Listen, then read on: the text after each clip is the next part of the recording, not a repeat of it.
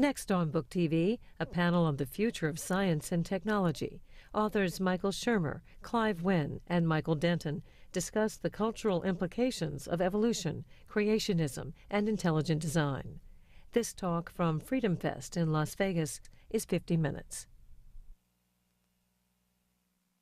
So let me begin by introducing everyone here. On the end we have Dr. Michael Denton, who is a professor of human genetics at the University of Information Technology in Islamabad. Next to him we have Dr. Clive Wynne, who is an associate professor of psychology at the great University of Florida, and also the author of Do Animals Think? Do Animals Think? Can Animals Think? Do Animals Think? And then we have Michael Shermer, who is the founder of Skeptic Magazine and columnist for Scientific American, and the author of several books, the most recent being Why Darwin Matters, The Case Against Intelligent Design. So what I'd like to do to start is is have each of you step forward and maybe tell us a little bit about your most recent book and perhaps the most provocative thesis that you have in that book. So why don't we start with you, Michael Shermer. Okay. Thank you. Whoa, okay. There is a God. He's just shocked me. So I am Michael Shermer, the director of the Skeptic Society and the publisher of Skeptic Magazine. As you know, we investigate claims of the paranormal, pseudoscience, fringe groups, and cults, and claims of all kinds between science and pseudoscience, and junk science, and pathological science, and bad science, and non-science, and plain old nonsense. And you know, that's the sort of our themes. Any particular kind of controversy, is it true, is it not, does it have some effects, does it not, can you measure it, can you test it? So my first book on why people believe weird things was basically how we go about doing that, what our baloney detection kit is, that is how we apply the tools of skepticism and reason and science to try to decide if something is real or not. And often case, for example, one can be a skeptic of a claim or a skeptic of the skeptics of a claim. We did an investigation of the Holocaust deniers who consider themselves skeptics of the Holocaust, and we ended up being skeptical of the skeptics, which I guess makes us true believers or something like that. But the idea is that it's not a position you stake out, it's just a tool of investigating things. You can be a skeptic of global warming, or you can be a skeptic of the skeptics of global warming, that sort of thing. Sometimes we've found in our investigations, like in the investigation of chiropractic and acupuncture, acupressure, the whole idea, the theory behind it is probably nonsensical, that there's a human energy field that flows and it gets stuck at different chakras. And if you can adjust the chakras, it'll release the energy and improve health and that sort of thing. And now it's possible that being poked and prodded and massaged and adjusted does have beneficial effects for health and well-being for reasons other than what the theory says about the energy fields and that kind of thing. So I'll give you an example. Like if I was to make an adjustment of my own neck, and if you listen quietly, you might be able to hear it, and so we can see how it works, even if it doesn't have anything to do with that energy field. Okay, here we go. See, listen. Let's see if you can hear it. Oh man. Okay, boy, that really does work. Whew. Anyway. So I just thought I'd wake up the afternoon audience there. But it's not just medical claims or paranormal claims. From there, I branched off into a second book on how we believe about the role of religion and myths and storytelling and the power of belief. And that, you know, naturally led people to ask, wow, you're dealing with, you know, the afterlife and God and stuff like that. What is your position on the afterlife? And I usually say, well, you know, I'm for it. But of course, what we're for and what's real may not always be the same, so that leads into the study of the psychology of belief. And it turns out, for example, that most of us, most of the time, believe what we believe about economics and politics and religion based on where we were born and what our parents believed and what our peer groups believe and what our mentors and teachers and authors that we've read believed. We're heavily influenced by others because we're so social, and so you can't discount the role of psychology and sociology in determining what it is that we believe. And so, of course, that does apply, and this is where I'm going in my latest book, Why Darwin Matters, applying the rules of science to the big questions about the origins of life and why things look designed and that sort of thing. But ultimately, where I'm heading in the next book, what I'm calling the fourth volume of my trilogy, as it were, is a book called The Mind of the Market. We're supposed to say something about what our books are, since Book TV is be out in January of '08. The Mind of the Market is about sort of applying those same set of tools of science and skepticism to the market, and see how the market works, how the market seems to have a mind of its own, how minds operate in markets. For example, the fact that we spent 99% of our history as a species in these small hunter-gatherer groups of a couple dozen to a couple hundred individuals, where they were largely egalitarian, and there's almost no wealth at all. There's very little trade, very little division of labor, nothing like the kind of world we live in today. No wonder people resent free markets, don't understand the invisible hand. What you can't see, it's invisible after all. You don't trust, what you don't trust you fear, and what you fear you loathe. This goes a long ways to explaining. This evolutionary economics model goes a long ways to explaining why people are skeptical of free markets, why they don't trust entrepreneurs and businessmen, because often either in small evolutionary groups or even in human history, large disparities of wealth probably were ill-gotten. And so therefore we should be distrustful and skeptical. The whole notion of a modern economy generating more wealth for more people is counterintuitive, and it requires education and conferences like this and books and so on. You really have to sell it. It doesn't come naturally and intuitively. So in conclusion, that's sort of my shtick, science applied to as many areas as we can, just to see where the chips fall, where the data falls, and what we can learn along the way, because we're all on this journey together to try to make some sort of sense out of this complex and chaotic world. Thanks.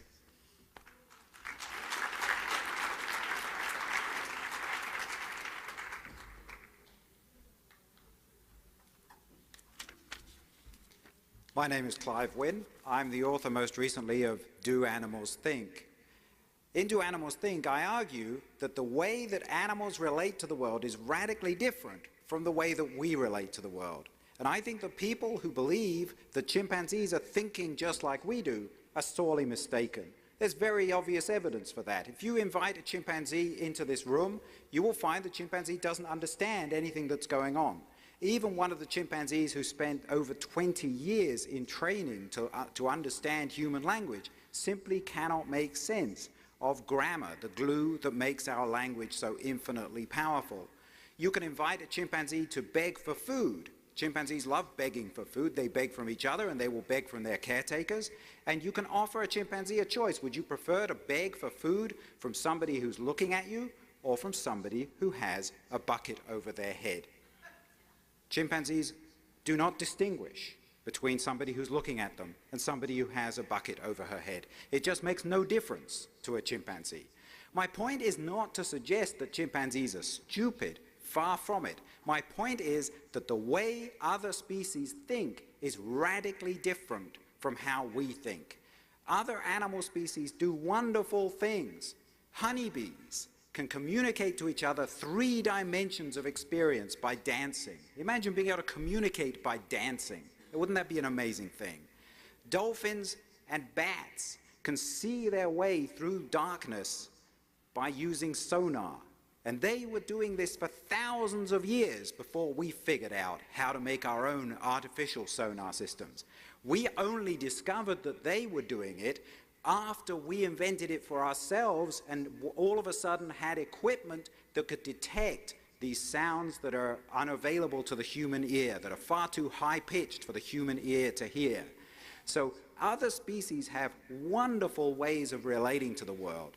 And if I'm going to try and predict the future of science in this area of understanding animal minds, it's going to be that we're going to be continuously surprised that something that comes naturally to us just doesn't figure in the lives of other animals, but that things that are completely alien to us and that are difficult for us to imagine turn out to play important roles in the lives of other species. I can't predict exactly what these will be. It's in the nature of the thing. We're blind to ways of thinking, ways of relating to the world that we don't ourselves share. So it's a very difficult thing to do to uncover how other species work.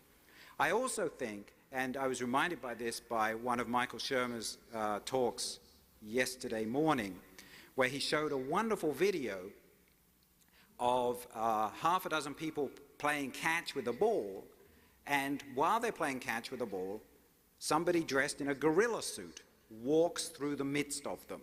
Unremarkable. I knew what to expect. I saw the gorilla.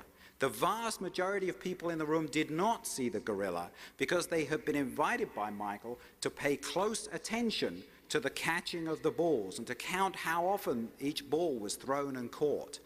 That's called a form of attentional blindness, and I think it's one of the most exciting discoveries in psychology of the last 15 years, that people talk about the elephant in the room, the concept or the notion that is behind the scenes but that nobody will enunciate.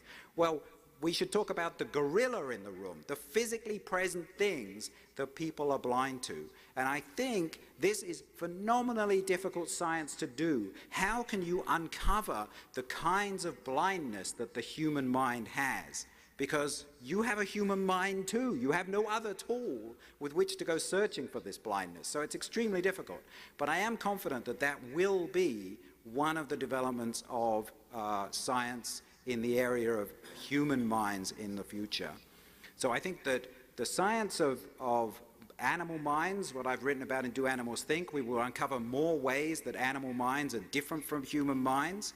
The science of human minds, we will discover more ways that human minds are closed off to certain kinds of information.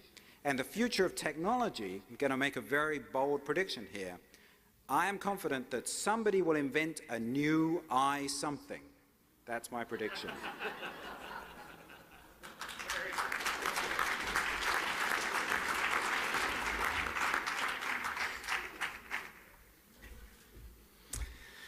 My name is Mike Denton, and my latest book is a book called Nature's Destiny, in which I take the fine-tuning argument of the physicists into the biological sciences and argue that nature is not just fine-tuned for planets, for complex chemistry, for stars and galaxies, but actually fine-tuned for biological phenomena, and may even be fine-tuned for organisms very close to ourselves. So it's an extension of the anthropic sort of position right into the biological sciences.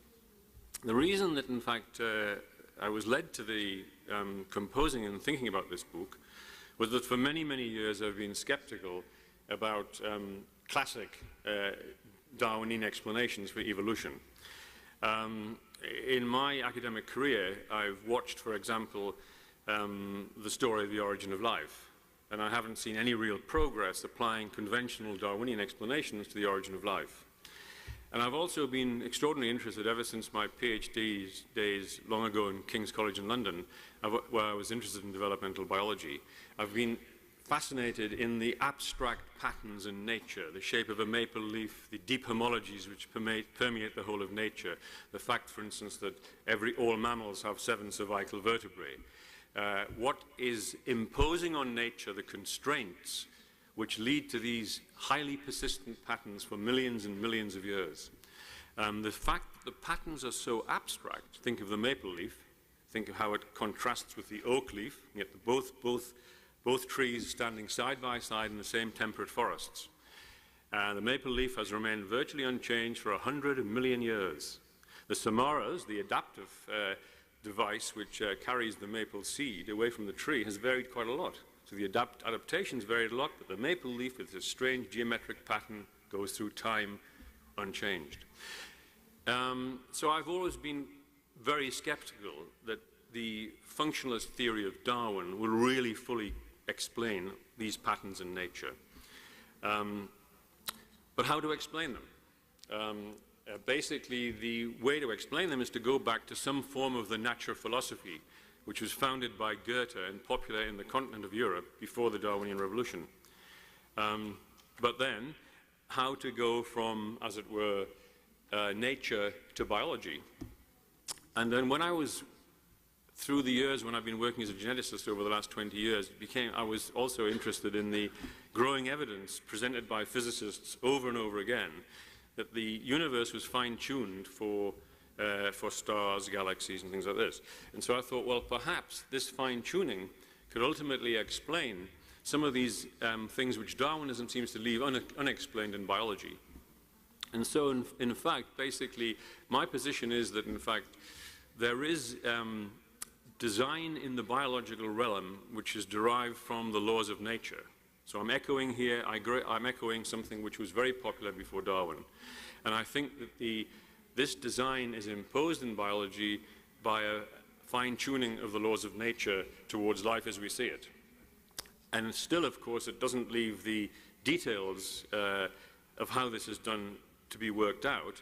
But if you can show, as step number one, that the world is fine-tuned for life as we see it on Earth, and perhaps even beings like ourselves, this is a huge step towards looking for the additional fine-tuning that might impose on nature those factors involved in the origin of life and the factors which generated these extraordinary patterns in the natural world. So I'm proposing, in a sense, a form of intelligent design, but the design is coming from the very fabric of nature itself. It's not a design imposed or brought into nature from outside by a series of miraculous events. The design I see behind evolution, which works with the selectionist principle of Darwin, is coming from the very nature of things themselves, from the deepest fabric, the deepest ground of being. So that's my book, Nature's Destiny. It's an attempt to move into the biological realm the ideas of the physicists that the world is fine-tuned for life. Thank you.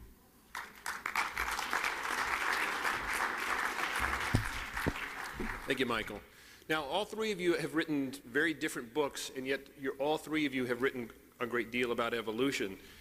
And this morning, Michael, you said to the audience that the fact of evolution is incontestable, and yet in the United States, the vast majority, over half of Americans, simply don't believe in evolution.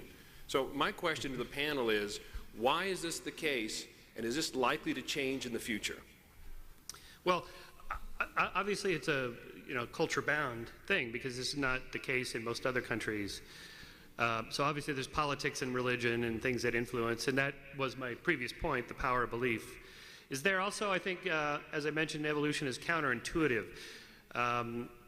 Since we evolved in an environment in which things move relatively slowly, ants and antelopes, they sort of run around, we can kind of see them, and so things like the speed of light or the slow movement of continents, things like that, we were not adapted to detect those. So they're counterintuitive. That's why continental drift and the idea of the speed of light and all that is just hard to grasp. Or on the scale of, say, small subatomic particles and atoms to galaxies and bubble universes and so on. Again, we didn't evolve to have any experience with those kinds of things, so they're counterintuitive.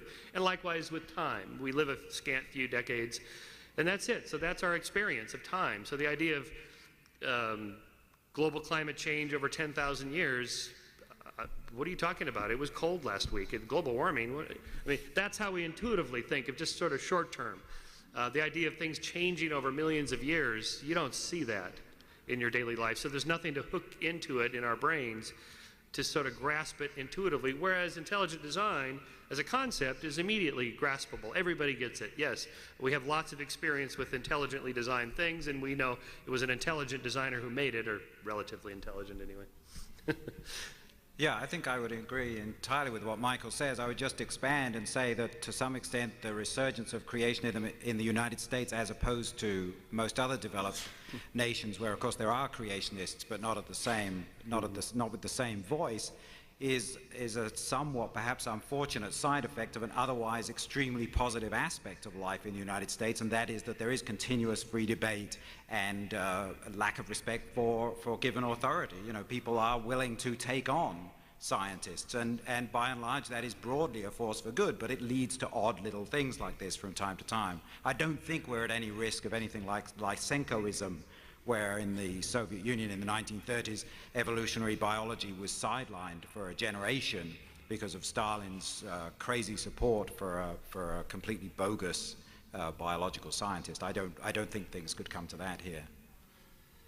Yeah, I think there's one interesting point as well, and that is that one reason which might give creationists some reason to sort of, interpret the biological world in terms of creationism is it might turn out that, for instance, the origin of life and the origin, for instance, of the 5 fingers in the hand was a result of relatively saltational events.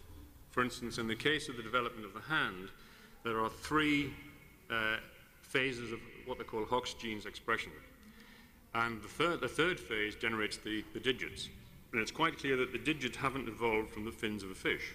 They are quite a new innovation in evolution and a new gene expression system. Same really applies to the feather. And so it may well be, it might turn out that if there are, as I think, self-organizing aspects to the evolutionary process, these could be quite quick. And so it might turn out that when we eventually can explain the whole of evolution, we find that, in fact, it's much more saltational than has been conventional among biologists. This, I think, the fact that you can't, in many cases, in the case of the fin to digit transition, you see, you can't actually, and probably will never actually be able to give a pure Darwinian, gradually, bit by bit, entirely bit by bit, explanation for these innovations. I think this is one of the facts about nature, which is giving creationism a sort of a, you can use this saltational aspect to support it to some extent. I mean, I think that all these, if there are saltations, I think they'll all be fully explained in terms of natural law, self-organizational processes, and things like this. Right. Let me ask you about, Michael, your biography for this event says that your book, Evolution, A Theory in Crisis, is a foundational text of the intelligent design movement. The intelligent design movement being, of course, the idea that evolution can't be explained in purely naturalistic terms, but that there needs to be an intelligent designer, that nature is in some way is irreducibly complex. Yeah. And I've noticed that the Discovery Institute and other creationist or intelligent design advocates quote your work at length. Are you aware of this? Are you comfortable with it? Have you asked them to stop? I mean, what is your thought on this? I haven't asked anybody to stop. And I'm not that comfortable with it, partly because, in fact, the book should have been called Darwinism, A Theory in Crisis, because I do think that Darwinism is now in a long-term crisis. I don't think you can explain the whole biological world in terms of tiny, adaptive, classic Darwinian mechanisms, right? So that's one thing. I should have probably called the book that, right? And the first chapter was Genesis Rejected.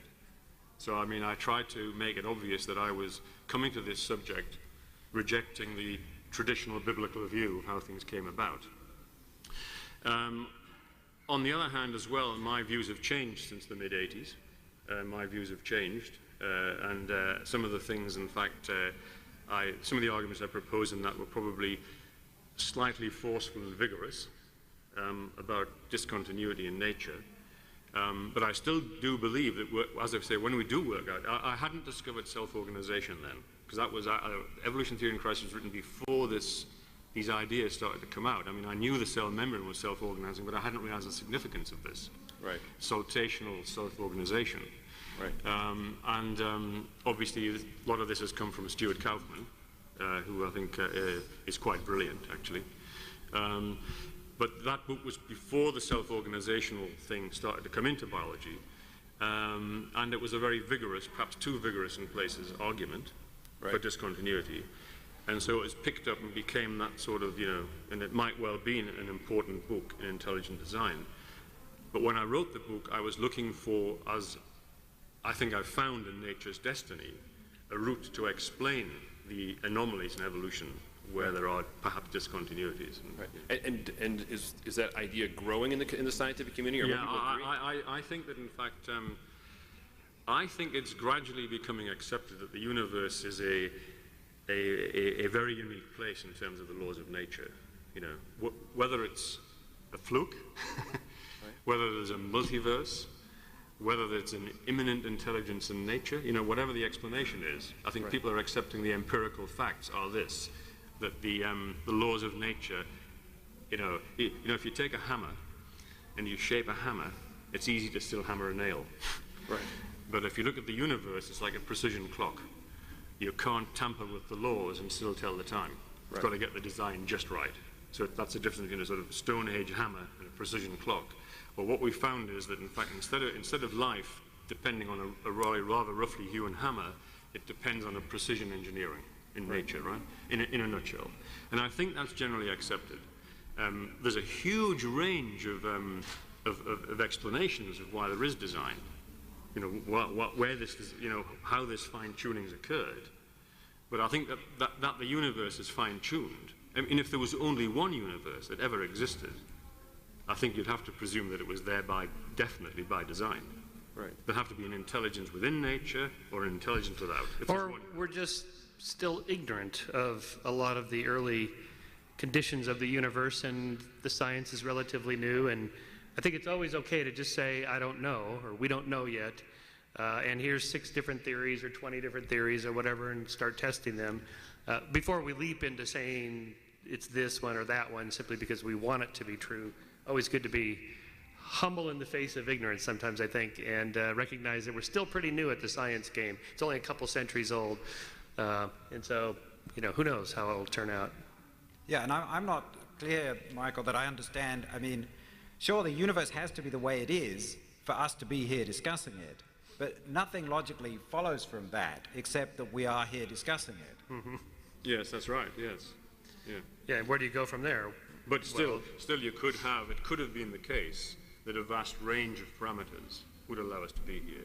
Now we know that, in fact, it's one choice in, as Penrose says, 10 to the 123. Unless there's some underlying principle of physics, like a string theory, but maybe not string theory, but something like that, that might explain it, and it makes perfect sense once we know how the Big Bang began, and therefore it gave rise to this equation that you can fit on a t-shirt that explains everything, and then those 27 different fine-tuned numbers all are explained by this one equation, and then that makes sense, and there's no more mystery left. Yeah, I mean, it's also the elegance and beauty of the cosmos and the mathematical order of it as well. As judged by us, which is slightly subjective. Sagan used to say we're carbon chauvinists. Yes. Because we're made of based on carbon, it's next to impossible to think of how life could be some other way, and yet, of course, it could.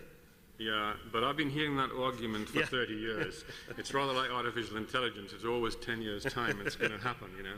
I'm pretty convinced that the carbon atom plus water gives you unique capacities to build complexity.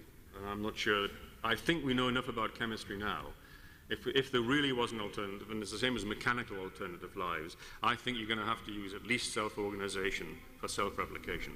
Because the complexity of generating highly complex, the difficulty of constructing highly complex systems without self-organization in an automated system is incredibly difficult to imagine how that's done. And so how many self-organizing systems are you going to incorporate in your life system? I don't know.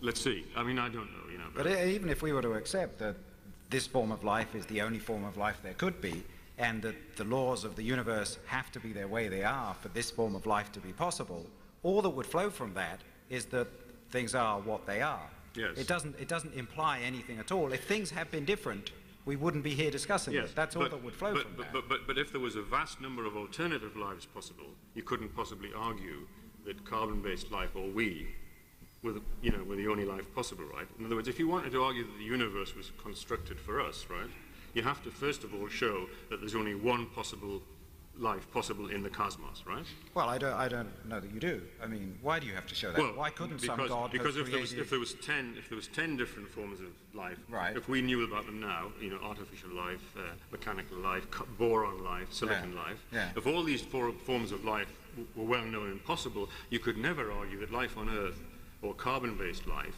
was the sort of cosmic purpose, or the world was biocentricity for that particular thing, because there's so many other alternatives, right? You couldn't make that argument. So at least that's been, I think, established. Well, I mean, I don't know that it has been established, but it doesn't seem to me to be, I mean, how do you establish that something is not possible? I don't know that you can prove that negative. And even, as you say, even if we could prove that there were other plausible forms of life that the universe does not permit, I still don't see that that would have any broader implications. I don't think that would change my metaphysics. Also, the universe is not very well designed for life. But supposing, oh yes, these are... No, most of the universe is completely empty. There's nothing there. You can't live anywhere. it's mostly not designed for us. And, Yes. and for the universe is 13.7 billion years old, and we're, you know, just a few million years old as a hominid species. And so what was the purpose of this universe for the first, you know, 10 billion years? Yes. It doesn't really look like it's for us. Well, my best guess, the future of science, we're only a flash in the pan. We've only been around for 130,000 years, and if we make it another 130,000, that'll be very good going. It'll be a miracle. Yeah. I mean, we will just have been like Neanderthals who were around for a few tens of thousands of years. We'll have done a little bit better than that, but we're not likely to do marvelously well on any kind of a scale, and then back to nothing. Long sleep before and a long sleep after, yeah. Well, I mean, how many spacecraft have we sent? A couple dozen out to the planets, and, you know, we're pretty ignorant of what. But there's also strange things as well. Now, I think that, in fact, our existence is slightly stranger than this. In 4 centuries from the birth of science, we've penetrated into the atom, we've penetrated into the far distances of space. Our ability to handle mathematics and science is an incredible thing. The correspondence between the human mind and reality is amazing. We can explode an atom. I mean, think how amazing that is. Well, yeah, but if some finer intelligence came down from another planet, we may suddenly realize how unbelievably stupid and ignorant we are. I don't know what is the scale by which we judge our own ingenuity? No, that's right. But I'm saying that, in fact, and I think it's a widespread feeling, the correspondence between the fact that we can understand nature in the way we do, I find very remarkable, actually. But remember the Copernican principle that we're not special. And that's one of those counterintuitive ideas you have to repeat like every day when you get up. Remember, we're not special because our propensity is to think we're the center of everything. And we've always thought that. That's certainly true. I mean, I'm only making the point, this is a work in process. Yeah, right? okay. I mean, we don't know where this is going, and it may well be we do find that you can make life from silicon, and there's all sorts of other forms of life. It may be that we find that, in fact, other forms of intelligence, other forms of cellular intelligence could understand the cosmos like us. We don't know these things, they're speculative. But I am staggered at the success that humans have had in science, because there's nothing in our evolutionary history that teaches us about quantum mechanics, the mathematics that's used in quantum mechanics.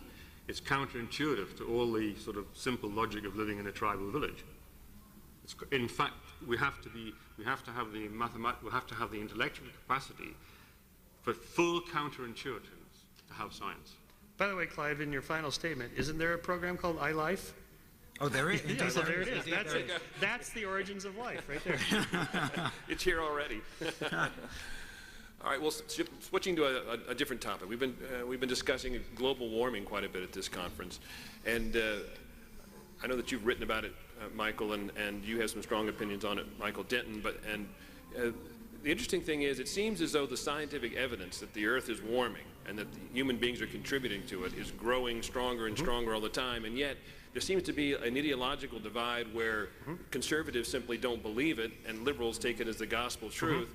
And I'm kind of an agnostic myself because I'm stuck in the middle. But one of the things that I've never quite understood that maybe you can clarify for me is throughout the history of the world, long before humanity showed up, the temperature fluctuated so much that the glaciers came down from the polar caps and covered the temperate zones, and then the climate warmed up so much naturally that they receded back to the poles again. And this went on back and forth long before anyone was driving cars and operating refrigerators and so forth. And so the question is, I guess I'll start with the skeptic here. You mentioned that you had been skeptical about the potentially catastrophic effects of global warming, but you're less so now. Yeah, I think if we break the problem down into 4 parts and don't call it global warming, call it global climate change. That's what the professionals do, simply because it isn't always getting warmer. Some parts it's getting colder because of more carbon dioxide. So, and the four parts are, is the Earth getting warmer? Yes, everybody agrees on that. What is the cause of this warming? Natural or human caused, or some combination? Probably a combination. What's the percentage? Who knows? Maybe 50-50, 60-40, 40-60. You know, there's much great debate there, and the error bars start to get a little wider. The third, what are the long-term consequences, short-term versus long-term consequences of whatever the change is going to be? Here the error bars get even wider, and our uncertainty grows. And then the fourth part is, what do we do about it? And so in that case, I think it's, since this is a libertarian conference, I would encourage us to at least take market steps toward solving the problem, because for a whole host of reasons, including political and economic, we should not be dependent on fossil fuels and oil. There's a whole bunch of good reasons why we shouldn't do that anyway. So why not assume there's going to be some effect of carbon dioxide on the climate? And so let's go ahead and start to clean it up, and let's get the market to do it before the government sets up some Manhattan Project-sized thing to do it. So that's my take. Okay. Yeah, I think we should all hope that global warming has been caused by human beings. Because, as you say, there have been several cycles, ice ages, deserts, of climate change that have had nothing to do with human activity, and that we would be in no position to do anything to stop if they come again, as they most likely will. So let's hope that this global warming is human-caused, because in that case, human activity might be able to do something to stabilize the situation. Otherwise, the only thing I can suggest is investing in property in the Highlands of Scotland, because it's going to be beautiful there. The hinterlands of Canada will be prime farmland. Yeah. See, it's a good thing. We should drive those SUVs. Help those Canadians. Yeah, I think I tend to agree with the sentiments expressed by the other two speakers. I think back to the what I talked about before, the convergence of evidence that tells us how we know evolution happened. What's happened in the last 15 years in climate research is that there has been this convergence of evidence from multiple lines of inquiry, lots of different ways to study how the environment is changing, whether it's ecologists studying when flowers come to bloom, or ornithologists studying when birds begin to, in the spring, begin to breed and so forth, all the way down to glaciologists who do drill cores in the Antarctica, and geologists and paleontologists and so on. And again, it's not like these guys all meet on the weekend to say, you know, those conservatives are going to try to cut back on our environmental protection, so we got to get our story straight here on the global warming thing. You know, they don't even know each other. They keep coming to the same conclusion. And this is what leads me to have a reasonable amount of confidence that, you know, it's real and probably at least significantly caused by human activity. Right. Now, this would be an awfully expensive problem to fix if indeed it's real. So being three science guys who are reasonably well informed, would you say yay or nay, climate change will eventually cause catastrophic change in the Earth, or does the evidence not support that? What do you say, Michael? I think, from my reading of it, is that we have time to do something about it gradually. We don't have to do a Manhattan Project-sized thing next year to solve the problem. Typically, the doomsayers on the right and the left are usually wrong. They exaggerate by orders of magnitude of when the doomsday is coming, or it doesn't come at all. So I think we have time. Okay. Yeah, I would be inclined to think that we have time, and that human ingenuity, which I don't want to downplay, will be up to the task. Yeah, I agree with this as well. I think also that, in fact, if you look at the geological record, what sorts of changes have occurred. For instance, it's amazing that oxygen levels even have changed from about 15% to 28% in the geological history. The levels of calcium and magnesium in the seas have changed quite dramatically.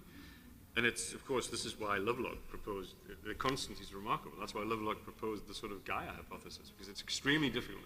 There's so many minerals in the rocks, there's so many feedback systems, there's so many cycles, that working out how the hydrosphere has maintained constancy, elemental constancy, in the ratios of the sodium to calcium for 1,000 million years, which has happened, is extraordinary. And it seems that the Earth seems to be able to bring itself back to these constant things. So if we increase carbon dioxide, and the amount of carbon dioxide we're releasing, do you know that 10% of the crustal rocks is dolomites and actual carbon sediments? Mm-hmm. It's 100 trillion tons of carbon in the rocks. The entire amount of carbon in the hydrosphere is an infinitesimal fraction of that. And the dolomites are very soluble. Look at caves compared with quartz. And modeling all this is extremely difficult, but we do know one thing for certain. The elemental constancy of the Earth's hydrosphere has been maintained by the Earth's natural processes for 1,000 million years. And there's been huge fluctuations in temperature, in oxygen levels and other things, but it keeps coming back to this constant thing. Well, yeah, but that doesn't mean to say that human life could survive under those conditions. Yes, but life will probably survive. Life, but not human life. The range for human life is a very, very small portion of the range for life. Yes, but even when these massive changes were occurring in ice ages and things, there was always parts of the world which were relatively habitable, right? And in fact, in the ice ages, I mean, and as the climate changed in the Pleistocene, during the 6 interglacials, lions went to London and they went down again. So, you know, and man can move as well, you know, so, but I take your point. I think we should do something about it. But I also don't think that it might never lead to a catastrophe because of the inbuilt controls on the planet, which we don't know about. But we should do something about it. Yeah. Okay. I wanted to give the audience a chance to ask questions here at the microphone, so why don't we go ahead and start? As this is a free market conference, I thought I'd offer that another reason for the resistance to evolution in this country is probably associated with the relatively high degree of religiosity here compared to other developed countries, which itself is probably fueled by the free market for religion in this country, which does not exist in Europe and other developed countries which have much more monolithic doctrinal faiths. Yeah, but why do American Christians feel threatened by evolution in a way that the Church of England never did? Darwin had this great anxiety that he was going to be excommunicated and blackballed from his club and goodness knows what. But in fact, Darwin is buried in Westminster Abbey. When he died, his friends telegraphed the Dean of Westminster Abbey, who was on vacation in Italy, and he telegraphed back, and in his in the Dean's autobiography, he wrote that he responded with alacrity that he wanted to see Darwin next to Newton. But mind you, Clive, you could say that the Church of England is the religion you have when you don't have a religion. That's right, I remember that. I actually wanted to move off of that topic. The title for this session is The Future of Science and Technology. So I would like to introduce Ray Kurzweil to this discussion on the assumption that most or all of the panelists are familiar with his work, his thesis of the singularity coming through technology and a consilience of nanotech and biotech and computing power. He's so confident about this. As you know, Kurzweil is a very accomplished inventor and a smart thinker, a little wacko in some ways, I think. And he believes he's going to live forever, or at least his brain will, thanks to the convergence of these technologies growing logarithmically. What do you all think of his thesis? I always enjoy Kurzweil's work and the projection into the future of trend lines, which is what he does, is always interesting and clever, but I'm always skeptical because in the past, people that have done that have typically been wrong. And this whole idea of, as you mentioned, artificial intelligence is 10 years away and always will be, is possible. I mean, these are really hard problems, and I'll tell you what, though, if he's right but off a little bit, I'm going to be really mad if it turns out that we do achieve immortality and I missed it by like 1 year. I think that, in fact, basically, I think the most likely way to immortality, and this is quite frightening, might be through stem cells. I think this is quite scary. And from the genetic knowledge of the various clocks that are changing longevity in mammals, for instance, chimps, on the best situations, never live to more than about 35 to 40 years. I met an older chimp than that. You have, have you? Yeah, I've met a chimp in Florida who was in one of the early Tarzan movies, so was alive in the mid-1930s. Wow. There are a couple of chimps getting into their 60s and 70s. Well, okay. Yeah, okay, well, if that's the case. But anyway, to come back to the point of clocks, we are very close to working out what changes the longevity of different mammals in the genome. Because by comparisons with more and more genomes, we're going to find the genes that do it. I mean, we live to 70 because, in fact, we're biologically programmed to live to 70. A mouse lives to 3 for other reasons, because it's programmed to live to 3. This, I think, is a scary thing. And if you look at the developments in genetics, and you marry this with stem cells, I think that we're into a situation when we won't find immortality by Kurzweil's methods. We're going to find immortality by fiddling with biology as it is. And I find this, frankly, if this is going to happen, this is going to be a real revolution in human existence. Interestingly, but the sociology of groups that go for that do tend to be libertarian and non-theistic generally, I find, because I've been following that movement for a long time. It's an interesting cohort of people that are extremely positive about science, very optimistic about the future, which is all great.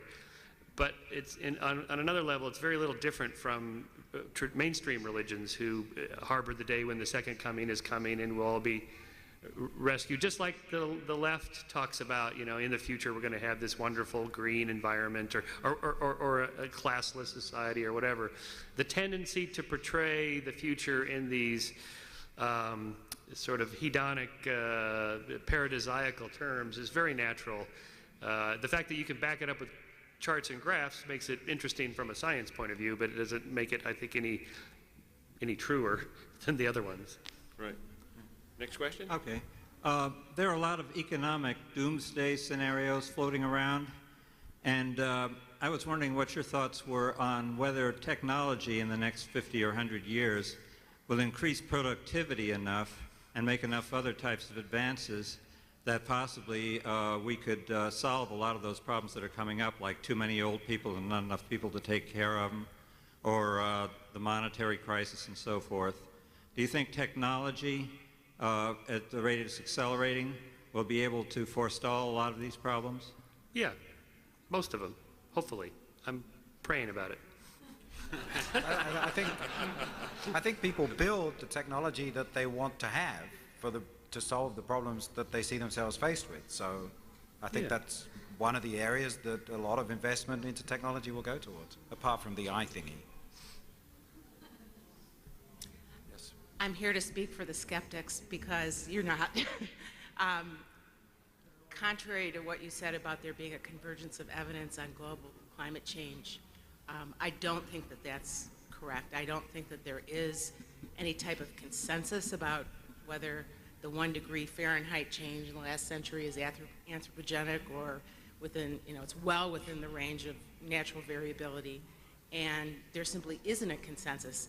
And then to argue that we should impose on ourselves the regulatory regime that government wants to impose, but if we do it ourselves somehow it's better, seems questionable to me. Yeah, she has an interesting point there, Michael, because you say you used to be more skeptical about global warming and that you're more convinced, which means you've seen evidence that would seem to make you feel that there is a greater chance that we're going to see some kind of dramatic climate change. I mean, I don't really have a dog in this fight, as it were.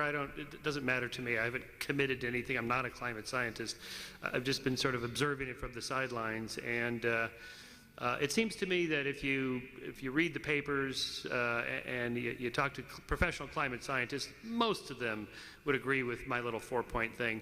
Yes, you could find in the sort of fringe literature a handful of skeptics. Richard Lindzen at MIT is about the only one you ever see from a real university who's paraded on TV. And the reason he's always on TV is because he's like the only one left. And so while it's true you can always find a few skeptics to go counter, I'm looking at sort of the preponderance of evidence or where it's tending to lead, admitting that the error bars as we move away from the hard science to the political implications or whatever. But on your final point, I would return to our guest here at the conference, John Mackey, CEO of Whole Foods, and who presents this. Why not take a moral stand as a capitalist and do things that are good for people, good for the poor, good for the environment? I mean, these are all good things to do, whether any of this stuff, regardless of what the data says. Who likes to breathe carbon dioxide? I live in LA. Who likes to breathe that air? Yeah, but the point is that, number one, the air is cleaner now than it was 30, 40 years ago. And yeah, number two, right. that there isn't anything moral about foreclosing people's choices. And that's essentially what a good number of these, you know, so-called environmental dictates really are. And again, I'll challenge you to say that Lindzen is not the only person who's challenging the idea that it's anthropogenic. Well, there are dozens and dozens of climate scientists who will disagree, who will say that, yes, we know that there's been a rise in temperature, but it's within the natural variability. We don't know whether it's anthropogenic. Maybe it is, maybe it isn't, but we don't know. And we don't know what the long-term consequence will be. There are benefits as well. I would give a plug here for, since it's book TV, for Tim Flannery's book, The Weather Makers. For my money, it was the best single summary of the data and the evidence that I've seen yet. That's a highly readable book as well. What book is that? It's called The Weather Makers by Tim Flannery. He's an Australian climate scientist. Okay, here's a short question. Despite the fact that Reverend Malthus may have been proven wrong, but still a lot of people underfed in the world and dying from lack of food. Do you think that technology will develop maybe a pill that people can take 3 times a day and not have to grow food and go through and wait for the whole cycle, you know? The Jetsons did it. Soylent Green. I didn't quite catch Would we eventually have a pill instead of eating something like that? Oh, okay. Yeah, technologically speaking. Here I kind of like Julian Simon's approach that more people is not bad, it's good. This is human resources, and look what we've been able to do since the Green Revolution, and just the last 50 years, the productivity of food is, even though there's fewer and fewer people working in food production, we have more and more food. I think that's one of those nice trend lines that trends positively in favor of market solutions to these kinds of problems. Yes, sir. Yes, stasis seems to be the only criteria for the alarm posed about possible climate change. Where's the debate about what's the best climate? Debate about what's the best climate. We have it in Los Angeles, so that's it. Oh, have you ever been? We have it in Perth. I was going to say. Perth, yes. Clive says he's always a little chilly anyway. Sorry? So Clive says he's always a little chilly anyway. He favors global warming. Yeah. I think Perth, Western Australia has the best climate. I'd have to second Michael on that. It's the only city with its own air conditioning. The sea breeze is marvelous. It's almost paradise. Yeah, pretty much. I mean, actually, it's an interesting question because you sort of intuitively think, well, what's wrong with it being a little bit warmer? Canada would be, you know, you could do more farming there, something like that. Flannery's has a chapter on this in the Weather Makers that, in fact, even a few degrees increase, yes, of course, Canada is slightly warmer, but it also causes huge monsoons and hurricanes and whatnot in equatorial climates where most of the food production actually happens. So although it might be nicer in Canada, it will be much worse in the most productive food areas. That's the counter argument to that. Okay, well, the questions are over and we're out of time, so our timing is impeccable. Thanks so much for being here. Thank you. This event was part of the Freedom Fest 2007. For more information, visit freedomfest.com.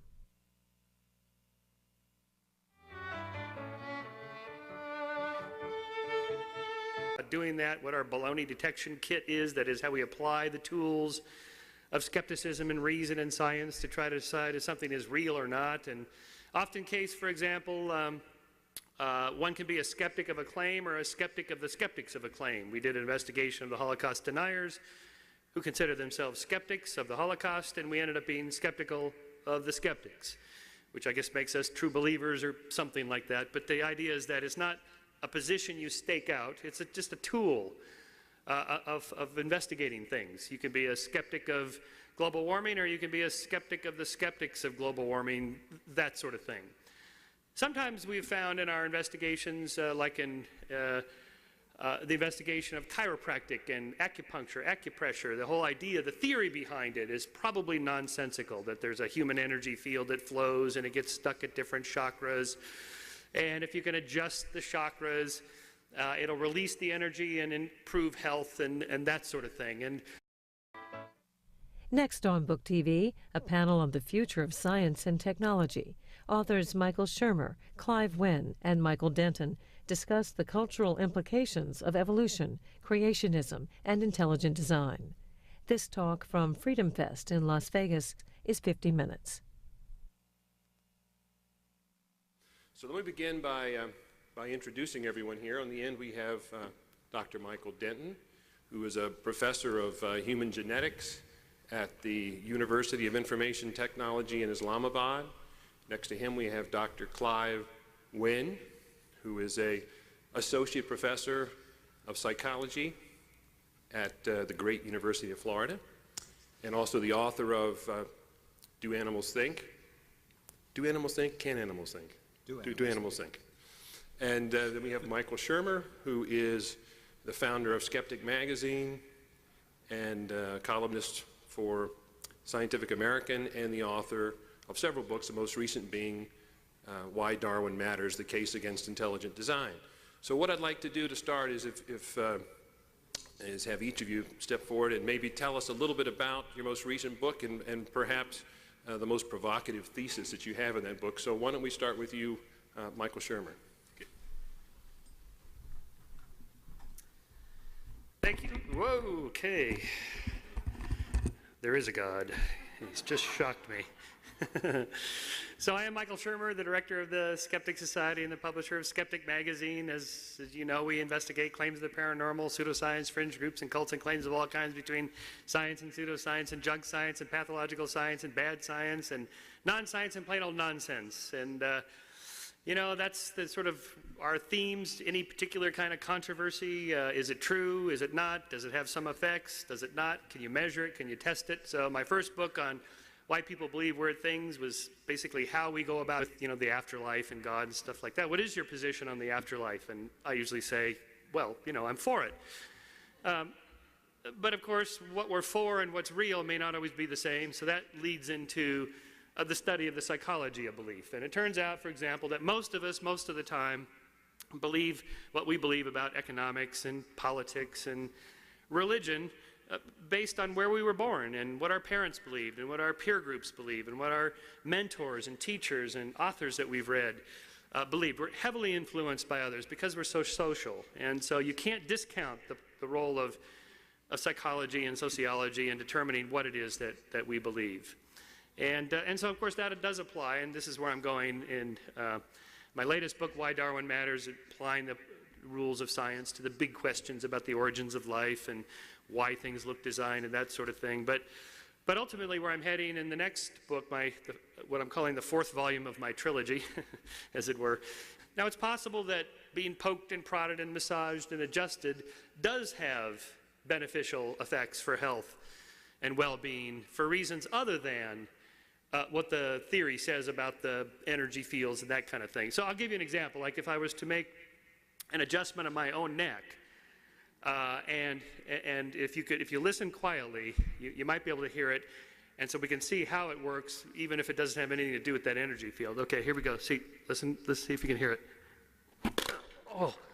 Oh man. Okay, boy, that really does work. Whew. Anyway, so I just thought I'd wake up the afternoon audience there. But it's not just medical claims or paranormal claims. From there, I branched off into a second book on how we believe about the role of religion and myths and storytelling and the power of belief. And that, you know, naturally led people to ask, wow, you're dealing with